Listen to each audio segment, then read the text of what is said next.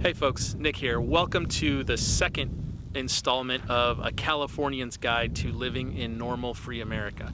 So what we're going to do today is talk about how to fire a gun and a little bit of gun safety stuff. Now that you're either in the middle of your mass exodus from California or you've already established yourself in normal America, places like Idaho, Boise, Idaho, Phoenix, Arizona, Dallas, Texas, these kind of places allow you to actually purchase firearms and own them. And not only that, but you can have a firearm that has more than 10 rounds with a removable magazine. So the first thing is purchase magazines that are not California compliant, meaning that you can put more than 10 rounds in them. And then on top of that, a lot of you guys have already purchased a gun. It's one of the first things that a lot of people do when they move to free America. But the thing to understand is that when you purchase a firearm, it's not just something you're going to buy and then hope you never have to use and put in the drawer or the cabinet or the closet or something. You actually have to know how to use your gun, and you should actually practice with it. You should practice with it a lot. If you own a firearm, training with the firearm is a requirement. If you ever have to use it or you don't want to be a liability to yourself and to your family, you need to be very familiar with the weapon. So first thing is basic firearm safety rules, and everybody always goes through these things. You'll see them everywhere. They come in the owner's manual for your firearm. But just to summarize, first thing is your finger should be somewhere other than the trigger. All right, so if your finger is here in the trigger, the gun can shoot. This is a Glock. It has no safety, no external safety. It's got internal safeties that are deactivated as you pull the trigger, but there's no actual mechanical safety on this Glock. But your finger has to be on the trigger for the gun to shoot. If I drop it, if I throw it, if something happens where I bump this gun, it's not going to go off unless the trigger is activated. So your finger will be somewhere other than the trigger. So find somewhere to index your finger on the gun, maybe on the slide release or on the takedown button here, somewhere that you know that your finger is not on the trigger. So it needs to be somewhere that's not the trigger. Number two, be aware of your muzzle at all times. So wherever this thing is pointing is potentially something that can be killed or destroyed. Mayhem comes out of the end of this thing. So rather than just thinking about I need to have this pointed at a safe direction, a better way to think about it is that I need to know exactly where this is pointed at all times. So right now I got to point it straight up. You can point it straight down. You can point it down range at your target, whatever. But you need to know where the muzzle is pointed at all times. Third thing is know what you're shooting and know what's beyond your target. All right, so when you shoot something, the bullet will go through, may go through, depending on what it is, depending on what kind of ammo you're shooting, what kind of gun you're shooting. So understand that your bullet will continue to penetrate and keep going. So you need to know what's behind the thing that you're shooting. So know where your figure is, know where your muzzle is, know what your target is and what's behind your target. And then the last one is treat every firearm as if it's loaded. So you know, every time somebody hurts themselves with their own gun, it's because they thought it was unloaded. So you're gonna check. Every time you go to move this, to clean it, to do whatever with it, you're gonna keep your finger in an intentional position. You're gonna intentionally point the muzzle in a safe direction, and then you're gonna check your weapon. And that means that you need to take the ammo out. So you need to make sure that the ammo is clear, that there's no ammunition in the weapon, and then you need to make sure that the firing mechanism and the slide and all this stuff is clear as well. So I'm going to remove the source of ammo, so I'm taking my magazine out, but people will tend to forget that even though I've cleared the magazine, there may still be a bullet in the chamber. All right, so you need to be looking in, visually inspecting the firing mechanism, the chamber, the barrel, and make sure everything's clear. Now this gun is clear. Now even though I know the gun is clear, I'm still going to treat it as if it's loaded, and I'm still doing the things like making sure my finger's somewhere not on the trigger and making sure that the muzzle is pointed in the direction I want it to point. due in large part to the actions by our federal, state, and local governments everywhere in the country, and the panicked reaction of gun owners and non-gun owners everywhere. We are in the midst of an ammo shortage, so it doesn't matter, all right? Now, you're gonna have to go to the range, you're gonna have to shoot your gun at the range with live ammo, but you can do a lot of things in your house to learn how to manipulate your gun and get comfortable with the action of the trigger, get comfortable with the gun without actually shooting live ammo.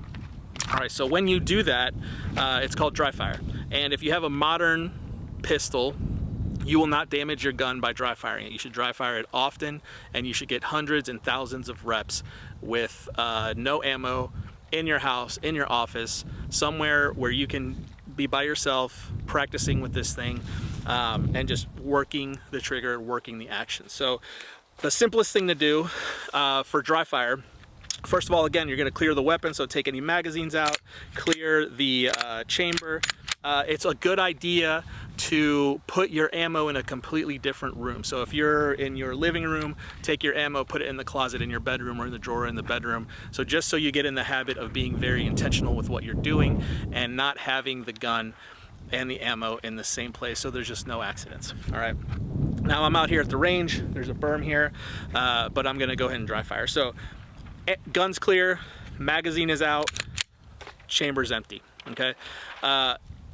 I'm intentionally placing my finger along the frame, and all you need to practice initially is the action of the trigger. So you're gonna get a good grip. So I wanna take my hand, get it up as high as I can on the back strap, cover as much of the pistol as I can with my shooting hand, with my dominant hand, and I'm gonna wrap my fingers around. Now my thumb stays open. Thumb stays open on the offside.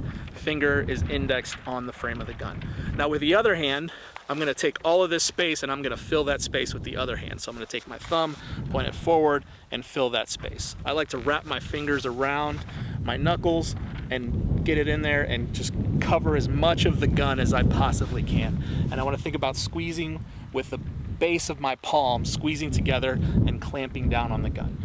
All right, so once I have all those things done, I'm going to pick something in the room, something in the area that I'm going to point at, that I'm going to shoot at for my dry fire practice. So I'm going to present the gun, I'm going to line up my sights, and then I deliberately move my finger to the trigger, pull the trigger, and you will feel a point where the trigger stops. So put my finger on the trigger, start depressing the trigger, and you'll feel some of the slack come out of the trigger, and there's a definite wall or a stopping point where that trigger wants to stop. So I'm there right now. And then I'm just gonna put a little bit more pressure, keep squeezing, constant pressure until it breaks. And that sound is the firing pin dropping forward, which would fire the round out of the gun. So when you're dry firing, that's what we're doing, is we're just practicing the action of the trigger, practicing taking up the slack of the trigger, and then practicing breaking your shot. And as I do that, I'm gonna watch my front sight, keep it pointed at the thing that I'm aiming at, and as that shot breaks, I just keep watching the front sight and make sure that it doesn't move. Now to reset my trigger, because after I do that, if there's no bullet, the action of the slide doesn't move, so the trigger doesn't reset. When the bullet goes off, bullet goes that way, equal and opposite reaction, it pushes the slide back, and then it resets the trigger and does a bunch of other things inside the gun. So that doesn't happen when you dry fire. So take your shot, finger off the trigger, re-index your finger on your touch point, bring it back, and then just a slight pull of the slide, and that resets your trigger.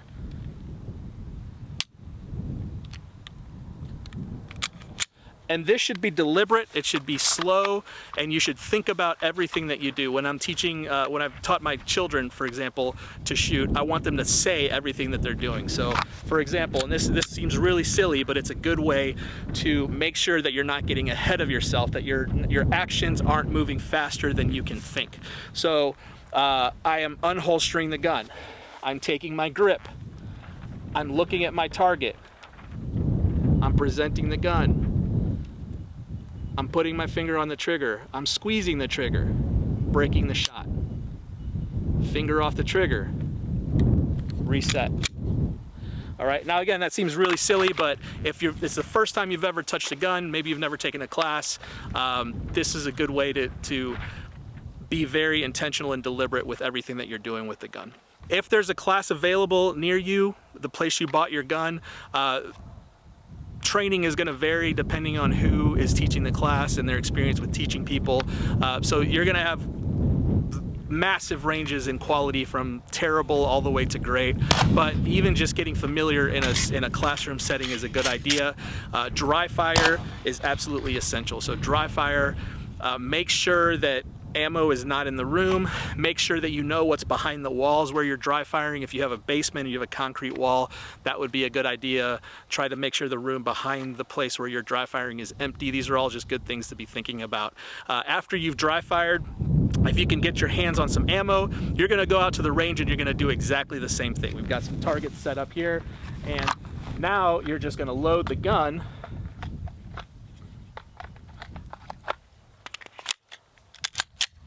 Everything that you've practiced in your dry fire training will translate over, with the exception of now you've got a loud kick and you've got a recoil, and you've got to think about now that I've actually got some live ammo. So once I'm